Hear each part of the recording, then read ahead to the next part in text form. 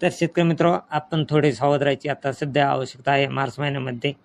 कारण टेम्परेचरचा पारा हा 38 ते 40 सेल्सिअसच्या आसपास 11 तारखेपर्यंत जाणार आहे आणि गेला देखील आहे.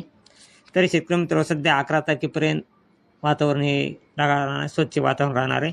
परंतु शेतकरी मित्र, 12 तारखेपासून परत वातावरणात खूप बदल झाला आहे आणि 12 तारखेला काही जिल्ह्यांमध्ये ढगाळ वातावरण राहणार आहे. तसेच 13 तारखेला देखील ढगाळ वातावरण राहणार आहे आणि 13 तारखेला सातारा, तसेच इकडं पाहिलं असता मुंबई, रत्नागिरी, दापोली, पुण्याचा काही भाग, या भागामध्ये सर्वसाधारण पाऊस पडण्याची दाट शक्यता आहे, अवकाळी पाऊस 13 तारखेलाच.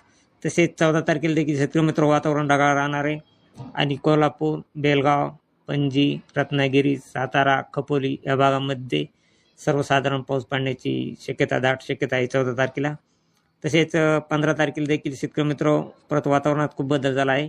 कोल्हापूर, तसेच कणकवली, सावंतवाडी, निपाणी, राजपूर, कोल्हापूर, सांगली या भागामध्ये देखील पाऊस राहणार आहे. तसेच इकडं पाहिलं असता 15 मार्चला शेतकरी मित्र, 15 मार्चला धाराशिव, सोलापूर, तसेच नळदुर्ग, लातूर, उदगीर, अहमदपूर,